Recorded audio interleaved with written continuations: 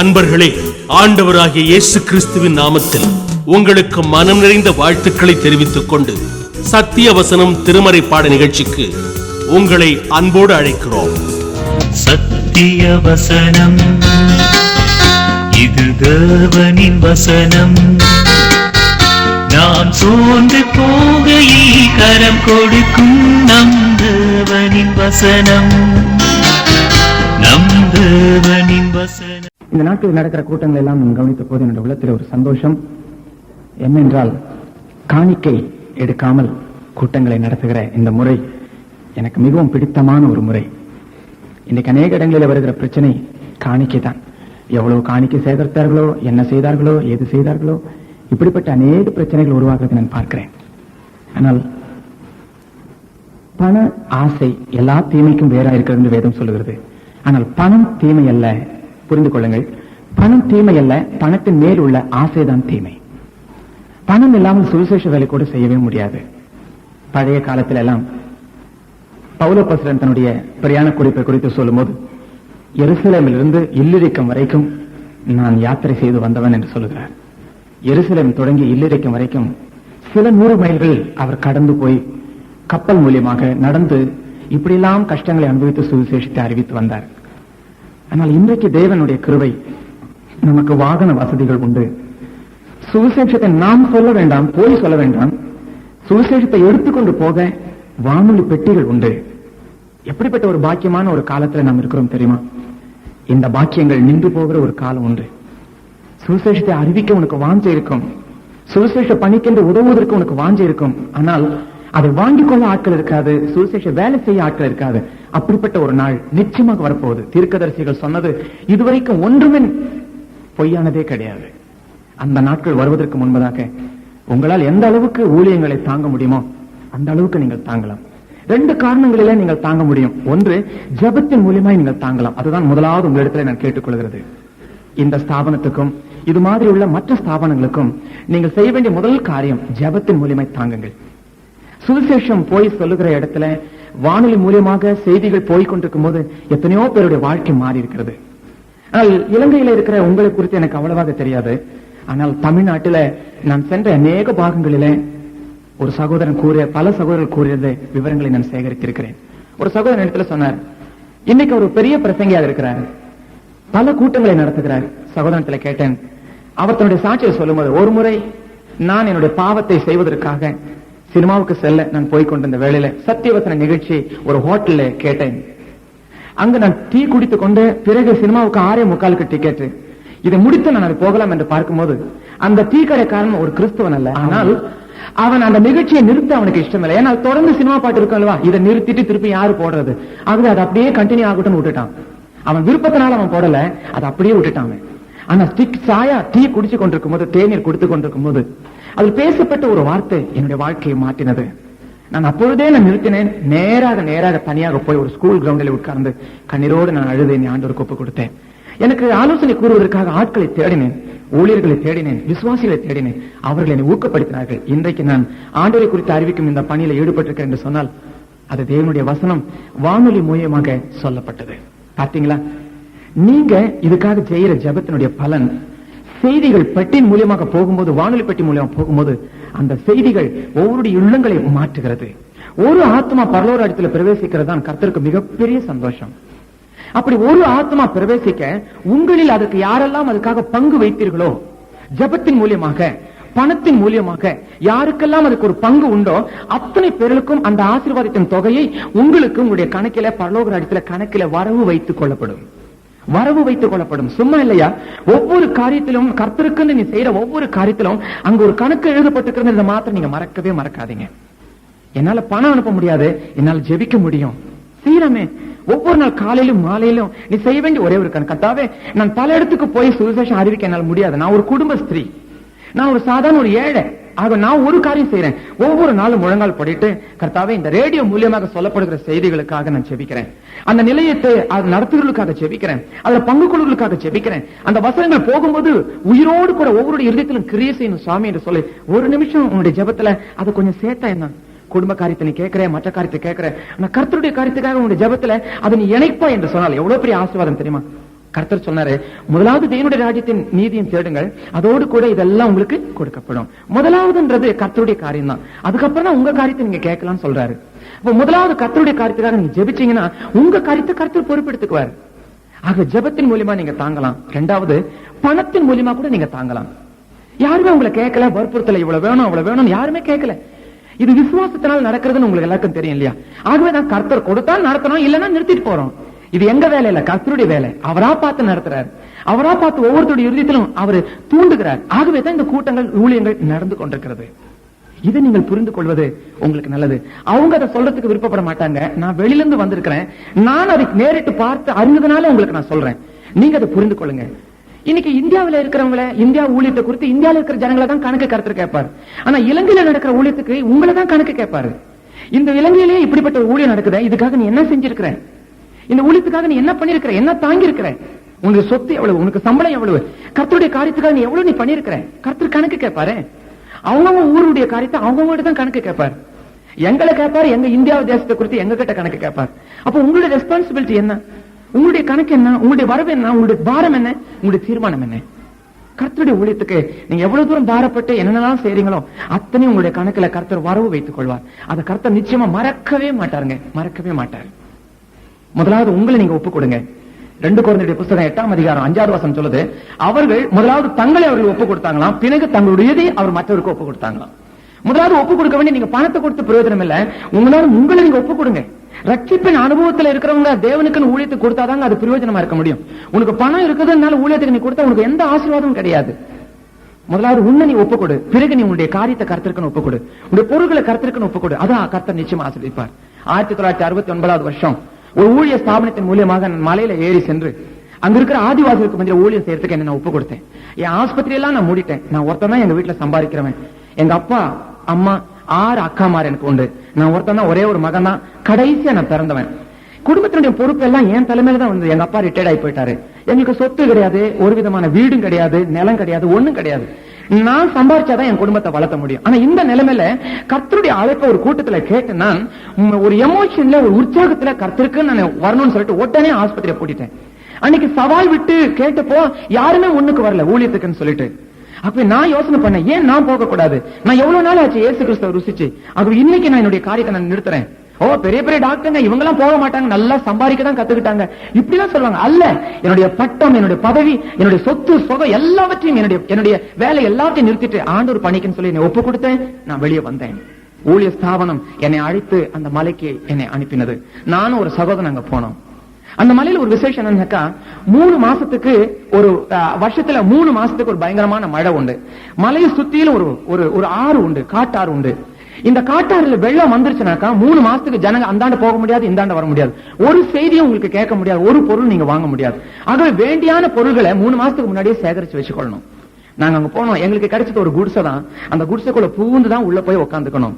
அதுக்கு வாசல் ரொம்ப சின்னது. ரொம்ப தாழ்மை உள்ளவங்களுக்கு தான் அந்த குடிசைக்குள்ள போகவே முடியும். அங்க நாங்க போனோம். அங்க நாங்க போய் 2 பேர் தான் தங்க முடியும், படுக்க முடியும். ஒரே கம்பளி தான், நாங்க 2 பேரும் போத்திக்குவோம். அந்த கம்பளி மேல காலையில எந்திரிச்சோம்னா பார்த்தாக்கா தேளு பூரா எலி குட்டிங்க எல்லாமே மேய்ஞ்சிட்டு இருக்கோம். 4 மூலையை பிடிச்சு அப்படியே கொண்டு போய் வெளியே உதறிட்டு பிறகு ஜெபம் பண்ணிட்டு நாங்க போயிடுவோம். அப்படிப்பட்ட ஊழியத்துல 2 மாசம் 3 மாசம் ரொம்ப நல்லா இருந்ததுங்க. திடீர்னு சொல்லிட்டு எங்களுக்கு வர்ற பணம் நின்னு போச்சு. எவ்வளவு தந்தி அடிச்சு பார்த்தோம், கடிதம் எழுதி பார்த்தோம், ஒண்ணும் பணமே வரல. ஸ்தாபனத்துக்கு ஒரு பதில் இல்லை. ஏன் பதில் இல்ல? பணம் இல்ல. எந்த முகத்துல அவனுக்கு அந்த பணம் எனக்கு கிடைக்கல தம்பி, சகோதரா கிடைக்கலன்னு சொல்லி எப்படி எழுதுறதுக்கு அவங்களுக்கு மனசு இல்ல. பணம் வந்தப்பட சந்தோஷமா அனுப்பணும்ட்டு அவங்க காத்துட்டு இருந்தாங்க. பணம் இல்லாதனால எங்களுக்கு சாப்பிட கூட வழி இல்லை. கையில இருந்த ஆர்சி எல்லாம் தீர்ந்து போச்சு. என்ன செய்யறது தெரியல. இனி கீழே இறங்கி போக முடியாது, வெள்ளம் புரண்டு போய் கொண்டிருக்குது. இந்த சூழ்நிலையில நான் செஞ்சது ஒரே ஒண்ணுதான். என் கையில மருந்து பெட்டி இருந்துச்சு. கிராமத்துக்குள்ள போய் அங்க இருக்கிற வியாதிசருக்கு வைத்தியம் பண்ணேன், ஊசி குத்தினேன். அதுக்கு பதிலா அவங்களுக்கு பணம் கிடையாது, அந்த ஜனங்களுக்கு யாருக்கும் பணம் கிடையாது. அதுக்கு பதிலா ராகி மாவு இருக்குது பாருங்க, ராகி மாவு, அந்த மாவு தான் எனக்கு தந்தாங்க. அந்த மாவை வாங்கிட்டு வீட்டுல வந்து அதுல நல்லா தண்ணி போட்டு பிசைஞ்சு, அது தலையில நல்ல ஒரு உப்பு தூள் எல்லாம் போட்டு நல்லா பிசைஞ்சு அதை நாங்க ரொட்டி மாதிரி சுடணும் என்று சொல்லி அந்த தீர்மானத்தெல்லாம் வட்டமா நாங்க செஞ்சு அதுல போட்டோம். ஆனா அந்த ரொட்டியில எண்ணெய் கிடையாது, மிளகா கிடையாது, கடுகு கிடையாது, தாளிக்கல, ஒண்ணும் கிடையாது. அது எண்ணெய் இல்லாத அது அப்படியே சுட்டதுனால அது என்னமோ தெரியல, அந்த கல்லோட அந்த மாவு ரொம்ப உறவு கொண்டுடுச்சு. எங்களுக்கு வரவே இல்லை. அது நாங்களும் அந்த அதே சைஸ்ல தான் எடுக்கணும்னு நாங்க பார்த்தோம், முடியவே இல்லை. கடைசியில என்னென்னமோ சுத்தி சுத்தி பார்த்து கடைசியில சொரட்டி முன்ன எப்படி மாவா தயாரிச்சோமோ அப்படியே நாங்க சாப்பிட்டுட்டோம். இப்படிலாம் நாங்க சம்பாரிச்சோம். வழியே கிடையாது. ஒரு டீ கடையில போய் நாங்க பாட்டு பாடினா ஏதாவது டீ தருவாங்களான்னு கூட நாங்க யோசனை பண்ணோம். அந்த இடத்துல தாங்க என்னுடைய வாழ்க்கையில என்னுடைய அகம்பாவத்தெல்லாம் கர்த்தர் நீக்கினார். டாக்டர்ன்ற பெருமை எனக்கு இருந்தது பாருங்க, அதெல்லாம் தரையோடு தரையா என்னை விட்டு நீக்கினாரு. முட்டையை இப்படி திருப்பி போட்டாதான் நான் சாப்பிடுவேன், நான் இந்த ருசியா இருந்தாதான் சாப்பிடுவேன்லாம் நான் எவ்வளவுலாம் நான் பிடிவாதம் பிடிச்சவன். அங்க போய் கிடைச்சா போதும் அப்படி நான் தின்னவேன். நான் அப்படிலாம் கர்த்தர் என்னை மாற்றி என்னை நொறுக்கி என்னை வாழ வச்சு என்னை ஆசீர்வதிச்சார். அங்கதான் பல பாடங்களை கர்த்தர் இடத்துல கற்றுக்கொண்டேன். அங்கிருந்து ஊழிய ஸ்தாபனத்திலிருந்து நான் வெளியே வந்தேன். அங்கு பணம் அனுப்ப முடியாதுக்கு காரணம் என்ன தெரியல, ஊழிய ஸ்தாபனம் அல்ல காரணம், ஊழிய ஸ்தாபனம் அல்ல. விசுவாசிங்க இருக்காங்களே, தீர்மானம் எடுத்தவங்க, மாசம் மாசம் நாங்க ஊழியத்துக்கு அனுப்பணும் கை தூக்குனாங்க பாருங்க. 2-3 மாசம் கை தூக்குனாங்க, தூக்குன மாதிரி அனுப்புனாங்க, அதுக்கப்புறம் நின்னு போச்சு. அப்ப ஊழிய ஸ்தாபனத்தின் மேல குற்றம் இல்ல, தீர்மானம் எடுத்த விசுவாசிங்க இருக்கிறாங்க பாருங்க, அவங்க மேலதான் குற்றம். நீங்க ஊழிய ஸ்தாபனத்தை தாங்கலனாக்கா ஊழியம் நடக்காது. ஊழியம் நடக்கிறனாக்கா இயேசுவை பத்தி அறிவிக்க முடியாது. இயேசுவை பத்தி அறிவிக்க முடியலனாக்கா ஒன்ன புரிஞ்சு கொள்ளுங்க, இந்த உலகத்தின் வேதனை சீக்கிரம் மாற்றி கிறிஸ்துடைய வருகைக்கு நம்ம காத்திருந்து இந்த உலகம் சீக்கிரமா முடியணும்னாக்கா உலகத்தின் கடைசியில் இருக்கிற மனுஷன் இயேசுவை பத்தி அறிஞ்சாதான் இந்த உலகம் முடியும். அந்த கடைசி மனுஷனுக்கு கிறிஸ்துவை பத்தி தெரிஞ்சிருக்கணும். அது வரைக்கும் இந்த உலகம் முடியவே முடியாதுங்க. அப்படிதான் இயேசு கிறிஸ்து சொன்னாரு. அப்ப அந்த உலகத்தில் இருக்க அந்த கடைசி மனுஷன் சீக்கிரமா கிறிஸ்துவ அறிஞ்சு இந்த உலகம் சீக்கிரம் முடிஞ்சு நம்ம எல்லாம் சீக்கிரம் பரலோகத்துல போய் சந்தோஷமா வாழணும்னாக்கா ஊழியங்கள் சீக்கிரம் சீக்கிரமா நடந்தாக்கணும். இதற்காக நீங்களும் பாரப்படணும். தொடர்ந்து இந்த ஸ்தாபனத்துக்கு நீங்க எந்த அளவுக்கு உதவி செய்றீங்களோ அந்த அளவுக்கு உங்களுக்கு ஆசீர்வாதம். கர்த்தர் உங்களுடைய செய்கிற ஒவ்வொரு காரியத்தின் ஜெப உதவிகளை கர்த்தர் கணக்கு வைப்பார், பண உதவிகளை கர்த்தர் கணக்கு வைப்பார். இப்ப கூட நீங்க தீர்மானம் பண்ணலாம், யார் யாரு என்னென்ன விதத்துல உதவி செய்யணும். உனக்கு தாளந்து இருக்குமானா நீ சொல்லு. நீங்க எல்லாம் பாட்டு பாடுனீங்களே, அது மாதிரி நானும் பாட்டு பாடுறேன், எனக்கு நான் பாட்டு பாட முடியும்னாக்கா இந்த கூட்டம் முடிஞ்ச உடனே அதுக்கப்புறமும் நிலை நிர்வாகிட்ட சொல்லுங்க, எனக்கு நல்லா பாட்டு தெரியும். பாட்டு தெரியும்ன்றதுனால வராத, ஆனா இயேசுவை ருசித்து இருந்த நான் மாத்திரம் தான் நீ வரணும். முதலாவது உன்னுடைய சாட்சி ரொம்ப முக்கியம், உன்னை குறித்து சாட்சி ரொம்ப முக்கியம். எங்களை விட ரொம்ப அழகா பாடுறவங்க எவ்வளவு பேர் உண்டு, அவங்களெல்லாம் நாங்க கூப்பிடுறதுக்கு இல்ல. ஏன்னா கிறிஸ்துவ ருசித்தவங்களுக்கு மாத்திரம் தான் இதுல இடம் உண்டு. அப்ப எவ்வளவு சம்பளம் தருவாங்க நிலையத்துல சேர்ந்தா? நான் கூட நல்லா ஆபரேட் பண்ணுவேன், நல்லா கரண்ட் காரியெல்லாம் நான் செய்வேன், கிறிஸ்துவுக்குன்னு செய்யலான் இருக்கிறேன். எவ்வளவு சம்பளம்? கிறிஸ்துவ ஊழியத்துல மாத்திரம் சம்பளம் கேட்க கூடாதுங்க. கிறிஸ்துவ ஊழியத்துல செய்யறவங்களுக்கு சம்பளமே கிடையாதுங்க, சம்பளமே கிடையாது. அதுக்கு பேரு அலவன்ஸ் பேரு. ஊழியக்காரங்களுக்கு கிடைக்கிற சம்பளம் பரலோகத்துல தான் கிடைக்கும். இந்த உலகத்துல அவங்களுக்கு சம்பளமே கிடையாது, அலவன்ஸ், சும்மா பாக்கெட் மணி தான். ஆகவே நீ பெரிய அளவுக்கு எதிர்பார்க்க வேண்டாம். உன்னை நீ பத்தம் செய்வேனாக்கா நீ அதை நீ பெரிதாக நீ நினைக்கவே மாட்டேன். எப்படியோ கர்த்தருக்கு நான் என்னுடைய தாளந்தை உபயோகப்படுத்துறேன். நான் சம்பளத்தை நான் பாக்குறதில்ல, பணத்தை நான் பாக்குறதில்ல. என்னையும் எனக்கு உரியதையும் என்னுடைய தாளந்தையும் என் கர்த்தருக்கே நான் அர்ப்பணிக்கிறேன். மரணம் என்னை பிரிக்கும் வரை என் தேவனுக்கு நான் உழைப்பேன் என்று சொல்லி நீ தீர்மானம் எடுத்தனா அதுதாங்க ஆசீர்வாதம். எடுக்க முடியுமா உங்களால? அப்படி தீர்மானம் எடுத்து ஒரு நிமிஷம் ஜெபிக்கலாம், அதுக்கப்புறம் பிரசங்கத்துக்கு போலாம். கண்களை மூடி ஜெபிப்போம். கண்களை மூடி ஒரு நிமிஷம் ஜெபிப்போம். கண்களை திறந்து பார்க்க கூடாது. ஏன் தெரியுமா? நாம் ஒரு உருவத்துக்கு முன்பதாக வரவில்லை, ஒரு விக்கிரகத்துக்கு முன்பதாக வரவில்லை, ஒரு படத்துக்கு முன்னாடி நின்று நம்ம ஜெபம் பண்ணல. வேதவசனம் சொல்லுது, தேவன் ஆவியா இருக்கிறார், அதை தொழுது கொள்ளுவர்களும் ஆவியோடும் உண்மையோடும் தொழுது கொள்ள வேண்டும். ஆகவே நீ கண்ணை மூடி உன்னுடைய இருதய கண்ணை திறந்து பாரு, இயேசு கிறிஸ்துவை நீ பார்க்க முடியும். இவ்வளவு நாள் கர்த்தர் உனக்கு எவ்வளவு நன்மைகளை செஞ்சாங்களே, ஆனா ஊழியத்துக்காக நீ என்ன பண்ணிருக்கிற? உன்னை நீ ஒப்பு கொடுத்திருக்கிறியா? உனக்குரியதை நீ கர்த்தருக்கு ஏதாவது நீ செஞ்சிருக்கிறியா? மறைச்சிருக்கிறியா? ஒழிச்சிருக்கிறியா? ஊழியங்கள் தடைப்பட்டு போகுதுனாக்கா அதுக்கு நீதான் காரணம். ஆகவே நீ ஒரு தீர்மானம் எடு. கர்த்தாவே, இன்னிலிருந்து நான் ஒரு தீர்மானம் எடுக்கிறேன் சாமி. என்னால ஊழியத்துல நான் போய் செய்ய முடியல, என்னுடைய குடும்பம் ரொம்ப பெருசு, ஆனா என்னுடைய ஜெபம் அந்த ஊழியத்துக்கு சப்போர்ட் செய்யும் சுவாமி. என்னுடைய பணம் எனக்கு நீர் தந்த சம்பளம் அதுல இருந்து ஒரு பகுதியை நான் ஊழியத்துக்கு நான் கொடுக்கிறேன் சுவாமி. எனக்கு நீர் உதவி செய்யும் என்று சொல்லி நீ தீர்மானம் பண்ணு. நீ சம்பாதிக்கிற ஒவ்வொரு பொருளுமே ஆசீர்வதிக்கப்பட்டதாகவே இருக்கும். உன் குடும்பம் கூட ஆசீர்வதிக்கப்படும். கர்த்தருக்கு கொடுத்தவங்க இதுவரைக்கும் தரிதர்கள் ஆனதே கிடையாதுன்னு வேத புத்தகம் சொல்லுது. உன்னையும் உன்னுடைய குடும்பத்தையும் கர்த்தர் வாழ வைக்கட்டும். ஜெபிக்கலாமா? அன்புள்ள இயேசு சுவாமி, இந்த கொழும்பு நகரில் இந்த கடைசி கூட்டத்துல உம்மை நம்பி நாங்கள் வந்திருக்கிறோம் ஆண்டவரே. தீர்மானம் எடுத்தவர்களையும் ஊழியத்துக்காக தங்களை ஒப்புக் கொடுத்தவர்களையும் ஆசீர்வதிப்பீராக. இந்த கூட்டத்தின் பொறுப்பை எடுத்துக்கொள்ளும் சுவாமி. இன்றைக்கு அநேக பேர் ரட்சிப்பின் அனுபவத்தோடு எங்களைப் போலவே உம்மை துதித்து பாட, உமக்குள் மகிழ்ந்திருக்க நீர் கிருபை செய்ய வேண்டும் என்று நாங்கள் ஜெபிக்கிறோம். ஆசீர்வதிப்பீராக. இயேசு என்னும் நாமத்திலே நாங்கள் ஜெபிக்கிறோம் பரிசுத்த பிதாவே, ஆமென்.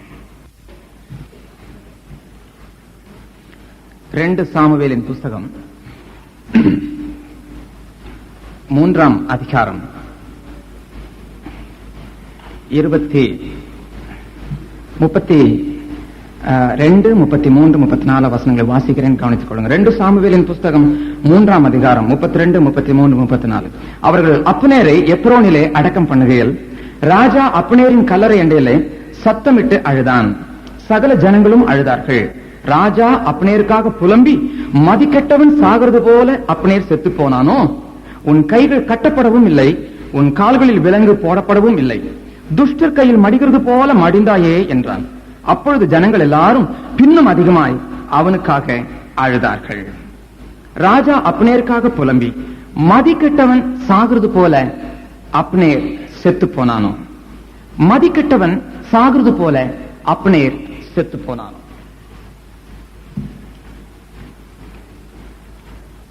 ரட்சிப்பின் அனுபவத்தை குறித்து, ரட்சிப்போடு கூட சந்தோஷமாய் நாம் ஜீவிக்க முடியும் என்பதை குறித்து நேற்று கூட நான் சொன்னேன். நாங்கள் இங்கு வந்தது காரணம் கர்த்தர் எங்களுக்கு கொடுத்த சந்தோஷம். அப்போ சந்தோஷம் இருக்குதுனாக்கா உங்க குடும்பத்துல பிரச்சனையே இல்லைங்களா? நிறைய பேர் கேட்கலாம். பிரச்சனை இல்லாத குடும்பமே கிடையாது, உங்களுக்கு தெரியுமா? தேவையில்லாத குடும்பம் ஒண்ணுமே இல்லை. ஒவ்வொரு குடும்பத்துக்கும் சில தேவைகள் உண்டு, சில பிரச்சனைகளும் உண்டு. ஆனால் இத்தனை பிரச்சனைகள் இருந்தாலும் அல்லது வியாதிகள் இருந்தாலும் கர்த்தரை ஏற்றுக்கொண்ட ஒரு மனுஷனுக்கு மாத்திரம்தான் ஆவிக்குரிய சந்தோஷம் இருக்கும்.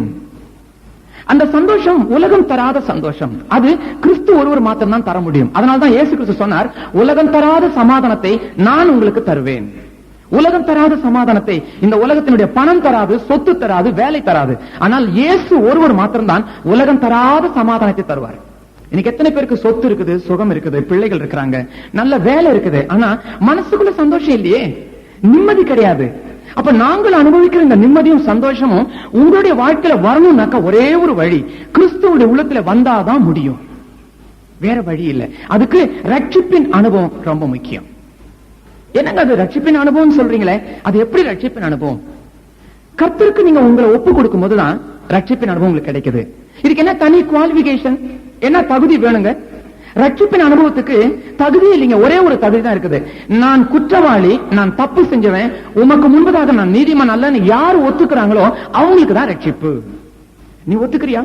1 யோவான் 1ஆம் அதிகாரம் 8வது வசனம் சொல்லுது, நமக்கு பாவம் இல்லை என்போமானால் நம்மை நாமே வஞ்சிக்கிறவர்களாக இருக்கிறோம். யாரை பாவமே கிடையாதுங்க, நான் ரொம்ப யோகியமானவன் சொல்றாங்களோ அவங்க தங்களை தாங்களே வஞ்சிக்கிறாங்கன்னு அர்த்தம். உலகத்தில் பிறந்த ஒவ்வொரு மனுஷனும் பல விதத்துல பாவம் செய்யறாங்க. அப்ப இந்த பாவத்தை ஒருத்தன் அறிக்கை செஞ்சு அந்த ஆணுடைய பாதத்திலே ஒப்பு கொடுத்து விடுறான் பாருங்க, அவங்களுக்கு தான் ஒரு ஆசீர்வாதம், அவங்க தான் ரட்சிப்பின் அனுபவத்தை பெற்றுக்கொண்டவங்க. அப்போ நீங்க ரட்சிப்பின் அனுபவத்தை நீங்க பெற்றுக்கொண்டிருக்கிறீங்களா? எத்தனை பேர் இந்த கூட்டத்தில் வந்திருக்கிறீங்க? நீங்க எத்தனை பேர் ரட்சிப்பினுடைய அனுபவத்தை நீங்க பெற்றுக்கொண்டிருக்கிறீங்க? யோசனை பண்ணி சொல்லுங்க. மறுபடியும் பிறந்த ஒரு அனுபவம் இல்லைனாக்கா நீங்க பரலோக ராஜ்யத்தில் பிரவேசிக்க முடியாதுங்க. நீங்க எந்த சபையா இருந்தாலும் பரவாயில்லை, எந்த சபையா இருந்தாலும் சபை உன்னை பரலோக ராஜ்யத்தில் கொண்டு போகாது. ஆனா மறுபடியும் பிறந்த ஒரு வாழ்க்கை, ஒரு புது அனுபவம் வாழ்க்கையில இருந்தாதான் நீ பரலோக ராஜ்யத்தில் பிரவேசிக்க முடியும். அப்ப மறுபடியும் பிறந்த வாழ்க்கை என்ன அர்த்தம்? பாவத்தை அறிக்கை செய்து விட்டு விடுகிறது. நான் பாவ அறிக்கை செய்யறேங்களே, ஒவ்வொரு வாரமும் கோயிலுக்கு போய் பாவ அறிக்கை செய்யறேனே, என் தப்பெல்லாம் அறிக்கை செய்யறேனே, அது வாஸ்தவம் தான். எல்லாருமே தான் குற்றவாளி இல்லைன்னு யாருமே ஒத்துக்கிறது இல்லைங்க. நான் பாவி பாவின்னு சொல்றவங்க எத்தனையோ பேர் உண்டு. ஜனங்க எல்லாருமே ஒத்துக்கிறாங்க நான் பாவின்னு. ஆனா நீ ஒத்துக்கொண்டு பிரயோஜனம் இல்ல. நீதிமொழியுடைய புஸ்தகம் 28ஆம் அதிகாரம் 13ஆம் வசனம் சொல்லுது, பாவங்களை மறைக்கிறவன் வாழ்வடைய மாட்டான், அறிக்கை செய்து விட்டு விடுகிறவனே தேவ இரக்கம் பெற்றுக் கொள்வான். அறிக்கை செய்தவன் அல்ல, அறிக்கை செய்தவன், பாவத்தை அறிக்கை செய்யறவன் இல்ல, வாரம் வாரம் பாவத்தை அறிக்கை செய்யறவன் இல்ல, தினம் தினம் நான் பாவி பாவின்னு ஒத்துக்கிறவன் இல்ல, நான் குடிகார சாமி, நான் சிகரெட் குடிக்கிறேன், நான் பாவம் செய்யறேன், நான் ஜீவிக்கிறேன், நான் தவறானபடி ஜீவிக்கிறேன்னு அறிக்கை செய்யறதா ஒத்துக்கொள்றவன் அல்ல, அறிக்கை செய்த பாவத்தை விட்டு விட்டவன் தேவ இரக்கம் பெற்றுக் கொள்வான். தேவ இரக்கம் உனக்கு கிடைக்குமேனாக்கா வியாதி சுகமாகும். தேவ இரக்கம் நீ பெற்றுக்கொண்டாயனால் உன்னுடைய பிரச்சனைகள் தீர்ந்து போகும். தெய்வ இரக்கம் உனக்கு வறுமையானால் நீ எதை கேட்கிறாயோ அதை கர்த்தர் உனக்கு தருவார். அப்ப இவ்வளவு நாள் உன்னுடைய பிரச்சனைக்கு காரணம் என்ன? தேவ இரக்கம் உனக்கு இல்லாதனால. தேவன் எல்லாரும் மேலே இறங்குகிறார். ஆனா நீ தேவனுடைய பூர்ண இரக்கத்தை நீ அனுபவிக்கணும்னாக்கா நீ பாவத்தை அறிக்கை செஞ்சு, நீ எந்த பாவத்தை நீ சொல்லி அறிக்கை செய்யறியோ அது உன்னுடைய வாழ்க்கையில இனி வராமல் இருக்கும் என்று சொல்லி நீ தீர்மானம் எடுக்கணும். அதுதான் ரொம்ப முக்கியம். அதனுடைய அடிப்படையாகத்தான் இன்னைக்கு ராத்திரி நான் வாசிக்கப்பட்ட இந்த பாகத்திலிருந்து சில காரியத்தை நான் உங்களோடு கூட பகிர்ந்து கொள்றேன். இந்த 2 சாமுவேல் புஸ்தகம் 3ஆம் அதிகாரத்தில் எழுதப்பட்ட அந்த வசனத்தை, அப்னேரே அப்னேரே, மதிக்கட்டவன் செத்தது போல நீ செத்து போனாயோ. ஒரு ஒரு பிணம் அங்க இருக்குதுங்க. என் தமிழ் உங்களுக்கு புரியுதோ இல்லையோ எனக்கு தெரியல. உங்க தமிழ் ரொம்ப நல்லா இருக்குதுங்க. உங்க சிலோன் தமிழை நான் கேட்க நான் ரொம்ப ரசிக்கிறேன். முதலாவது நான் ரசிச்சது உங்களுடைய மரியாதை. தமிழ்நாட்டில் நாங்கெல்லாம் வா நீ போன்னு இப்படி பேசி பேசி ரொம்ப பழக்கம். எங்களுக்கு அவ்வளவு மரியாதை தெரியலன்னு தான் நான் நினைக்கிறேன் நான். ஆனா நீங்க ஒரு சின்ன பிள்ளைய கூப்பிடுறதா கூட வாங்கோன்னு கூப்பிடுறீங்க, உட்காருங்க, அடிச்சா கூட வாங்கோன்னு சொல்லிதான் அடிக்கிறீங்க. அது என்ன அது அன்புன்னு தெரியல எனக்கு. ஆனா அந்த ஒரு மரியாதை எனக்கு ரொம்ப இஷ்டம். அதனால என்னுடைய ப்ரொனன்சியேஷனுடைய வார்த்தை உங்களுக்கு எவ்வளவு எந்த அளவுக்கு புரியுதோன்னு எனக்கு தெரியல. எப்படியோ கர்த்தருடைய ஆவியான உங்களுக்கு எல்லாம் புரிய வைப்பார் நான் நம்புறேன். அவரை நம்பிதான் நான் இங்க வந்திருக்கிறேன். கர்த்தர் உங்களை ஆசீர்வதிக்கட்டும். பாருங்க, இந்த சவம் இருக்குது, செத்து போன இந்த பொணத்துக்கு பக்கத்துல சுத்திலும் நின்னு எல்லாரும் அழுதுட்டு இருக்கிறாங்க. ராஜா ஒருத்தன் அங்க வந்து நின்றுட்டு இருக்கிறான், அவனும் உட்காந்து அழுதுட்டு இருக்கிறான். அந்த காலத்துல அழுதாக்கா எல்லாம் இது விலாபம் பாடுவாங்க, புலம்பல் பாடுவாங்க. அவனுடைய இறந்தவனை குறிச்சு பாடும்போது அப்படி பாடுவாங்க. ஐயோ நீ இப்படி இருந்தியே, நீ இப்படி எல்லாம் செத்து போயிட்டியே எப்படின்னு சொல்லிட்டு புலம்பல் பாட்டு பாடிட்டே அழுகிறவங்க இருக்கிறாங்க. இங்க பாருங்க, செத்து போனவன் ஒரு சத்ரு, அவனுக்காக அழுகிற ராஜா இவனுக்கு விரோதமான ஒரு சத்ரு. சத்ரு மற்றொரு சத்ருவை பார்த்து அழுகிற ஒரு புது விதத்தை நம்ம இங்கதான் நம்ம பாக்குறோம். இவன் அழுகிறான், மதிக்கெட்டவன் செத்தது போல செத்து போயிட்டியப்பா, மதிக்கெட்டவன் செத்தது போல. இவனுடைய அழுகையில கள்ளத்தனம் கிடையாதுங்க, கள்ளத்தனம் கிடையாது. இன்னைக்கு நிறைய பேருடைய அழுக சும்மாவாது அழுவாங்க, சும்மாவாது. ஜபத்துல கூட அழுகிறவங்க இருக்கிறாங்க தெரியுங்களா. ஜபம்னு ஆரம்பிச்சாங்கன்னா கிடுகிடுன்னு தண்ணி வந்துடும். அது எப்படிதான் தண்ணி வருதோ தெரியாது. ஆனா அது உள்ளத்தின் ஆழத்திலிருந்து வருதான்றது அது தெரியாது. ஆனா சரியான அழுகை உள்ளத்தின் ஆழத்திலிருந்து இருக்கணும். மாயமான அழுகைகள் கூடாது. தமிழ்நாட்டுல யாராவது செத்து போயிட்டாங்கன்னா அவங்கள கொண்டு போய் குழியில கொண்டு போய் வைக்கிற வரைக்கும் அழுகிறதுக்குன்னு சொல்லிட்டு இந்துக்கள் கூலிக்கு ஆளை பிடிப்பாங்க. அது இங்க இருக்குதோ இல்லையோன்னு தெரியாது. அழுகிறதுக்குன்னே சொல்லிட்டு கூலிக்கு ஆளை பிடிப்பாங்க. அதுக்கு கிராமத்துல போய் இந்த மாதிரி என்ன செத்து போயிட்டாரு, யாரு அழுகிறதுக்கு யாரு வரீங்க அப்படின்னு சொல்லிட்டு கேட்பாங்க. அழுகிறதுக்குன்னா ரெடியா யார் தெரியுங்களா, பெண்கள் தான் அதுக்கு எப்பவுமே ரெடியா இருப்பாங்க. காரணம் இருக்குதோ இல்லையோ, ஆனா அழுக வேணும்னாக்கா ரெடிமேடா இருக்குங்க அவங்க கிட்ட. அது எப்பவுமே ஸ்டாக் வச்சுக்கிட்டே இருப்பாங்க போல் இருக்குது. அது அவங்க தான் வேகமா ஓடி வருவாங்க. நான் நல்லா அழுவேன் சார், என்ன கூட்டிட்டு போங்க, நான் நல்லா அழுவேங்க. கேட்டு பாருங்க, அந்த பொணத்துக்கு நான் அழுதேன் பாருங்க, 1 மணி நேரம் அழுதேன், கூப்பிட்டு கேட்டு பாருங்களேன், அப்படி சொல்லுவாங்க. அப்படி அந்த அழுகிறவங்களை எல்லாம் கூப்பிட்டு ஒரு 10 பொம்பளைங்களை கூப்பிட்டு பெண்களை கூப்பிட்டு வாப்பா அவன் சொல்லிட்டு கூப்பிடுவாங்க. அங்க போய் பணத்தை சுத்தியிலும் போய் எல்லாம் கட்டி பிடிச்சி ஆடிக்கிட்டே அழுவாங்க, ஆடிக்கிட்டே அழுவாங்க. இப்படி அழுதுட்டு என்ன செய்வாங்க, அந்த பணத்தை எடுத்துட்டு போகும்போது அந்த சவப்பெட்டி அந்த பாடைக்கு முன்னாடி அந்த பெண்கள் வரிசையா நின்னுக்குவாங்க. எல்லாம் முடியெல்லாம் தொங்க போட்டுக்குவாங்க. இந்த பக்கம் 4 பொம்பளைங்க, அந்த பக்கம் 4 பொம்பளைங்க, நடுவுல அந்த பணம் இருக்கும். எல்லாம் முடியெல்லாம் தொங்க விட்டு முந்தானி கிந்தானி எல்லாம் நல்லா கட்டி அந்த முடியை கொண்டு போய் முன்னாடி கீழே போட்டு, ஐயோ நீ இப்படி இருந்தியே, நீ எப்படி போயிட்ட பாரு, நீ இப்படிலாம் வாழ்ந்தியே, உன் கையின் செவக்க செவக்க நீ எனக்கு அள்ளி அள்ளி கொடுத்தியே, இப்ப நான் யாருகிட்ட நான் போவேன், நான் யாருகிட்ட ஓன்னு அழுவான். அந்த பொம்பளைங்களை பார்த்து, ஏமா இந்த ஆளு முன்னே தெரியுமா, தெரியாதுங்க, தெரியாது, ஒண்ணு தெரியாது, என்னமோ கையெல்லாம் செவந்துச்சுன்னு சொன்னேன், அள்ளி அள்ளி கொடுத்தாங்கன்னு சொன்னேன், என்னமா அது அப்படின்னு என்ன கூலிக்கு பிடிச்சிருக்கிறாங்க. இதுக்குதான் பேரு கூலிக்கு மாரடிக்கிறதுன்னு பேரு. இதுக்கு பேர் தான் கூலிக்கு மாரடிக்கிறது. யாராவது ஒருத்தன் சரியா வேலை செய்யலாம், என்னடா நீ கூலிக்கு மாரடிக்கிற நீ கேட்பாங்க இல்லையா, அதுதான் இது பேர். இந்த அழுகை உண்மையான அழுகை அல்ல, இது உண்மையான அழுகை அல்ல, உள்ளத்தின் ஆழத்திலிருந்து வருகிற அழுகை, அதுதான் உண்மையான அழுகை. எங்க வீட்டுல எங்க சொந்தக்காரு ஒரு அம்மா செத்து போயிட்டாங்க. எங்க அப்பா அம்மா சொன்னாங்க, நாங்க போக முடியாதுப்பா, நீ வண்டி இருக்குது, நீயாவது எடுத்துட்டு போய் அந்த அடக்க ஆராதனைக்கு நீ போயிட்டு வர்றது உனக்கு நல்லது அப்படின்னு சொன்னாங்க. சரி, எங்க அப்பா அம்மாக்கு பதிலா நான் ஒரு பெரிய மனுஷன் மாதிரி வண்டி எடுத்துட்டு நான் போயிட்டேன். நான் போய் அந்த செத்து போனவங்களுடைய வீட்டுக்கு நான் போனேன். எல்லாரும் போய் பார்த்துட்டு இருந்தாங்க. போற வழியில எனக்கு ஒரு ஹிந்து நண்பன் இருந்தான். அவன் சிநேகிதன். அவன் சொன்னான், எப்பா உங்ககிட்ட நான் கொஞ்சம் பேசணுமே அப்படின்னு சொன்னான். நான் சொன்னேன், இப்ப நான் ஒரு அடக்க ஆராதனைக்காக நான் போயிட்டு இருக்கிறேன், ஆகவே நீ இப்ப என்னோட கூட வர முடியாது. அப்ப அவன் சொன்னான், இல்ல கிறிஸ்தவங்க அடக்க ஆராதனை நான் இது வரைக்கும் நான் பார்த்ததில்ல, தயவுசெய்து உங்க கூட நான் வரேன், நானும் அதை பாக்குறேன் அப்படின்னு சொன்னான். சரின்னு சொல்லிட்டு வண்டியில ஏற்றுக்கொண்டேன். நேரம் அந்த செத்து போனவங்க அந்த வீட்டுக்கு நான் போயிருந்தேன். எல்லாரும் அந்த பெட்டி அங்க வைத்திருக்கிறாங்க. அந்த பெட்டியில அந்த செத்து போன அந்த சகோதரியை வச்சிருக்கிறாங்க. சுத்திலும் எல்லாரும் பார்த்துட்டு வர்றாங்க. அப்படியே சொந்தக்காரங்க, புருஷன் எல்லாரும் அங்க நின்றுட்டு இருக்கிறாங்க. அப்போ இந்த சகோதரன் இருக்கிறாரு, அந்த சகோதரன் பக்கத்துல உட்கார்ந்திருந்தார். நான் போய் என்ன பண்ணேன், சரி நான் போய் பார்த்துட்டு வரேன் என்று சொல்லிட்டு நான் போய் பக்கத்துல போய் நின்று அந்த பிணப்பெட்டி அந்த பக்கத்துல போய் நின்று அந்த சவத்தை நான் பார்த்தேன். அவங்ககிட்ட நான் கேட்டேன், என்னத்துக்கு எப்படிங்க இது இறந்து போனாங்க, விவரங்கள்லாம் சொன்னாங்க. அந்த புருஷனும் விவரத்தெல்லாம் சொன்னாரு. உடனே நாம் ஜெபிப்போம் என்று சொன்னேன். ஆனா ஒண்ணு கவனித்துக் கொள்ளுங்க, நான் ஜெபித்தது அந்த செத்து போன உடம்புக்காக அல்ல, செத்து போன உடம்புக்காக அல்ல. செத்து போன ஒரு மனுஷனுக்காக நம்ம என்னதான் அழுதாலும் ஜெபிச்சாலும் ஒரு பிரயோஜனம் இல்லைன்றதை நீங்க நல்லா புரிஞ்சுக்கொள்ளணும். பிரசங்கினுடைய புஸ்தகம் 9ஆம் அதிகாரம் 5வது வசனத்துல அவருடைய ஞாபகம் முழுவதும் மறந்து போகிறது, அவருடைய பேர் முதலாய் மறக்கப்பட்டிருக்கிறது என்று எழுதப்பட்டிருக்கிறது. செத்து போனவனால ஒரு பிரயோஜனம் இல்லைன்னு அந்த வசனத்தை நீங்க வாசிக்கும் போது உங்களுக்கு நல்லா விளங்கும். ஒரு பிரயோஜனம் இல்லை. ஒரு மனுஷன் மரித்து போயிட்டாக்கா இனி அவனால எந்த விதமான பிரயோஜனம் இல்லைன்றதை நல்லா புரிஞ்சுக்கொள்ளுங்க. அவருடைய ஆத்மா சாந்தி அடையட்டும், நீ என்னதான் அழுதாலும் சரி அந்த ஜெபத்தை கர்த்தர் கேட்க போறதில்லை. ஆனா உயிரோடு இருக்கும்போது நீ அந்த சகோதரிக்காக அந்த சகோதரனுக்காக நீ எதுக்காக நீ ஜெபிக்கிறியோ அந்த ஜெபத்தை கேட்டு கர்த்தர் கிரியை செய்வார். ஆனா செத்து போயாச்சுனாக்கா அந்த பிணத்துக்காக எந்த விதமான மாற்றமும் கிடையாது, எந்த விதமான ஒரு மாற்றத்தையும் கர்த்தர் கொடுக்க முடியாது. ஒரு மனுஷன் செத்து போயிட்டா நேரா அவன் நியாயத்திற்கு தான் தயாரா இருக்கணும். நடுவுல உன்னுடைய ஜெபம் கேட்கப்படாது, அது மத்தவங்க அழுதாலும் கேட்கப்படாது. நீ செத்து போனதுக்கு அப்புறம் நீ மனம் திரும்பினாலும் உன்னால மனம் திரும்ப முடியாது. ஆகவேதான் ரட்சிப்பு சந்தோஷம் எல்லாம் இந்த உலகத்தில் இருக்கும் போதே தான். ஆகவே நான் அந்த பிணத்துக்காக நான் ஜெபம் பண்ணல, பிணத்துக்காக ஜெபம் பண்ணல, அந்த வேதனை அனுபவிக்கிறாங்களே அந்த குடும்பத்துக்காக நான் ஜெபம் பண்ணேன். ஆண்டவரே இந்த துக்கம் அவளை ரொம்ப வேதனைப்படுத்தாதபடி நீரே ஆறுதலாக இருந்து அவளை நீ ஆசீர்வதியும் என்று சொல்லி ஜெபிச்சேன். ஜெபம் பண்ணிட்டு நான் வந்தேன். உடனே இந்த இந்து சகோதரனுக்குறானே, நான் போய் பணம் பார்த்துட்டு வந்துடுறேன் அப்படின்னு சொன்னான். சரி நான் போய் உக்காந்துட்டேன். அவன் போய் பார்த்தான். அவனும் வரிசையில நின்னு அந்த பிணத்தை எட்டி பார்த்தான். கொஞ்ச நேரம் அந்த பிணத்து பக்கத்துல நின்னான். அதை உத்து பார்த்தான். பார்த்துட்டு கொஞ்ச நேரம் பார்த்து ஓன்னு அழ ஆரம்பிச்சிட்டாங்க. ஓன்னு அழுகுறான், தேம்பி தேம்பி அழுகுறான். பக்கத்துல அந்த அம்மாவுடைய புருஷன் நின்றுட்டு இருக்காங்க, சொந்தக்காரங்க நிக்கிறாங்க. இவங்களுக்கு எல்லாம் சந்தேகம், இந்த பொண்ணுக்கு சொந்தக்காரனா மாப்பிள்ளைக்கு சொந்தக்காரனா? இந்த கல்யாணத்துல வந்து சாப்பிட்டு போவாங்களே தெரியுங்களா, யாருமே தெரியாம கம்மன் வந்து தின்னுட்டு போவாங்க.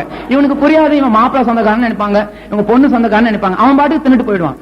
அதே மாதிரி இவன் அழுகுறான் தேம்பி அழுகுறான். இவங்களா தலையை பிச்சுக்கிறாங்க. இவன் யாரா இருக்க இவ்வளவு அழ வேண்டியதுக்கு காரணம் என்ன? நான் புருஷன் இங்க பக்கத்துல நிக்கிறேன், எனக்கே அழுக வரலையே, இவன் ஏன் அழுகுறான்? ஓ இவங்களுக்கும் அவனுக்கும் என்னமோ உறவு இருந்திருக்குது. இப்படிதான் கணக்கு போட ஆரம்பிச்சிட்டான் அவன். இவன் என்ன பண்ண, நல்லா அழுது மூக்கி அங்கேயே சீந்து விட்டுட்டு நேரா இங்க வந்து சேர்ந்தான். எனக்கா இவன் அழுக பார்த்து நான் இப்படி திரும்பி உட்காரேன், அப்படி திரும்பி உட்காரேன், என்னால பொறுக்க முடியல. அப்புறம் கடைசியில பெட்டி எல்லாம் மூணாங்க, கொண்டு போய் சவாதக்கெல்லாம் பண்ணி எல்லாம் முடிச்சாச்சு. நானும் அந்த நண்பனும் போய் ஒரு ஹோட்டலுக்கு போய் உட்காந்து காஃபி ஒன்னு ஆர்டர் பண்ணிட்டு 2 பேரும் உட்காந்து கேட்டேன், டேப்பா நான் தெரியாம தான் கேட்கறேன், நீ அங்க போய் அங்க அப்படி அழுதிய, ஆமா முன்ன பின்ன அந்த அம்மாவை உனக்கு தெரியுமான்னு. ஐயோ நீமா சந்தேகப்படுற, அந்த அம்மா நான் பார்த்ததே இல்லை, இப்ப நீ எப்பறா நீ அழுத? அப்ப அவன் சொன்னான், என்ன அழுகிறதுக்கு ஒரு காரணம் வேணுமா என்ன? அவன் நீ இவ்வளவு தூரம் நீ சொந்தக்காரன் சொல்ற, ஒரு சொட்டு கண்ணீர் ஊட்டியா என்ன கல்லு மனசு, நான் பாரு எவ்வளோ அழுதம் பத்தியா நானு. ஆமா எப்படி அழுத? வேற ஒண்ணு இல்ல, அதே வயசுல எங்க அக்கா ஒருத்தி செத்து போனான், அத பார்த்தேன் யோசனை பண்ணேன், ஓன்னு உட்காந்து அழுதேன்னு சொல்றாங்க. அப்பனேரே மதிக்கட்டவன் செத்துது போல நீ செத்து போனாயோ, you died as a fool. நீ ஒரு முட்டாள் மாதிரி மரிச்சிருக்கிறியப்பா. மதிக்கட்டு நான் ஒரு கடிதம் எழுதுறேன்யா, இந்த கடிதத்தை நான் சரியாத்தனமா நான் எழுதிட்டேன், தயவுசெய்து மன்னிச்சுக்கணும்னு சொல்லிட்டு நீ கேட்கலாம். அவங்க மன்னிச்சாலும் மன்னிக்காமல் போனாலும் நீ மறுபடியும் அந்த மாதிரி எழுதாம இருக்கிறதுக்கு உனக்கு ஒரு சான்ஸ் உண்டு, உனக்கு ஒரு தருணம் உண்டு. மதிக்கட்டு போய் நான் அப்படி பேசி போயிட்டேன், என்ன தயவுசெய்து மன்னிச்சிருங்கன்னு சொல்லி நீ கேட்கிற. அவங்க மன்னிச்சாலும் சரி மன்னிக்காமல் போனாலும் மறுபடியும் அந்த தவறு உன்னுடைய வாழ்க்கையில நடக்காமல் இருக்கிறதுக்கு உனக்கு ஒரு சந்தர்ப்பம் இருக்குது. ஆனால் மதிக்கட்டு நீ செத்து போய்விட்டால் there is no chance at all. ஒரு விதமான சந்தர்ப்பம் உனக்கு கொடுக்கப்படுகிறது இல்லை. மதிக்கட்டு போன நிலைமையில் நீ மரித்து போனால் உனக்கு எந்த விதத்திலும் மாற்றம் கிடையாது. நீ ரட்சிப்பின் அனுபவம் இல்லாமல் நீ செத்து போனால் நீ என்னதான் கர்த்தர் கிருபை உள்ளவர் இரக்கமுள்ளவர் அவருடைய காலை பிடித்து நான் பரலோகம் போவேன் என்று சொன்னாலும் சரி, நீ செத்து போனதுக்கு பிறகு நீ உன்னுடைய அழுகை அங்கு பரலோகத்தில் எடுப்படாது. பணக்கார ஐஸ்வர்யவான் அப்படிதான் ஏமாந்து போயிட்டான். செத்து போனதுக்கு அப்புறம் பாக்குறான், மனம் திரும்பி பாக்குறான், ஆபிரகாமோடு பேசி பாக்குறான், தன்னுடைய மனம் திரும்பதெல்லாம் சொல்லி பாக்குறான். மத்த ஆத்மாக்களை குறிச்சு அங்கதான் பாரம் வருது. ஊர்ல இருக்கும்போது சொன்னா பாரம் வரல, அங்க வந்து 5 ஆத்மா இருக்குது, அவனுக்காக நான் அனுபவிக்கிற வேற நான் அனுபவிக்க கூடாதுன்னு அதுக்கப்புறம் ஊழியமே தொடறான், எங்க நரகத்துல உட்காந்துக்கிட்டு. ஆனா ஒரு மாற்றம் ஏற்படலையே. அப்பதான் அவன் புரிஞ்சுக்கிட்டான், ஒரு மாற்றமே இல்லை. நான் மாறணும்னாக்கா இந்த உலகத்துல இருக்கும் போதே நான் மாறினாதான். இந்த அப்பனையருடைய வாழ்க்கை அப்படிதான். இந்த தாவீது சொல்றான், இந்த அப்பனேரை குறித்து அவன் ஏற்கனவே தாவீது என்ன சொல்றான், இந்த அப்பனேர் செத்து போன அப்பனேர் எப்படிப்பட்டவன் என்று வேதம் சொல்லுது. 1 சாமுவேல் புத்தகம் 26ஆம் அதிகாரம் 15வது வசனம் சொல்லுது, அப்படியே நீ ஒரு வீரன் அல்லவா, இஸ்ரவேலிலே உனக்கு நிகரானவர்கள் யாரும் இல்லை அப்படின்னு சொல்லிட்டு ஒரு சத்துரு மற்றொரு சத்துருவை பார்த்து புகழ்கிறான். நீ ஒரு பெரிய வீரனாச்சப்பா, இஸ்ரவேலிலேயே உனக்கு நிகரானவர்கள் யாரும் இல்லையே.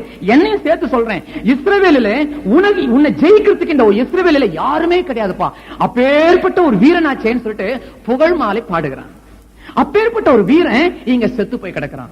அப்பதான் அவன் விலாபம் பாடுறான், அவன் புலம்பல் பாடி அவன் சொல்றான், அப்பனேரே அப்பனேரே உன்னுடைய கைகள் கட்டப்படவில்லை, கை கட்டி இருந்தாலாச்சு இருந்தாவது இந்த கத்திய உருவ முடியல, ஐயோ நான் என்ன காப்பாத்திக்க முடியலன்னு சொல்லலாம். கை கட்டப்படலையேப்பா.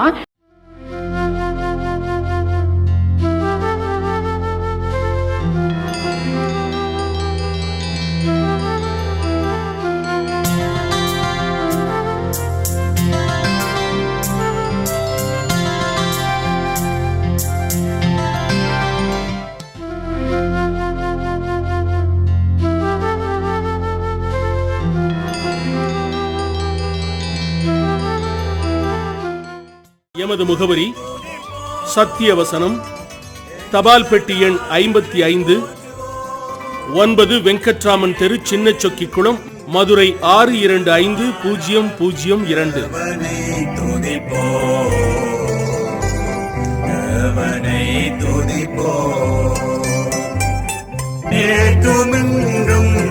என்றும் மாறா தேவனை துதி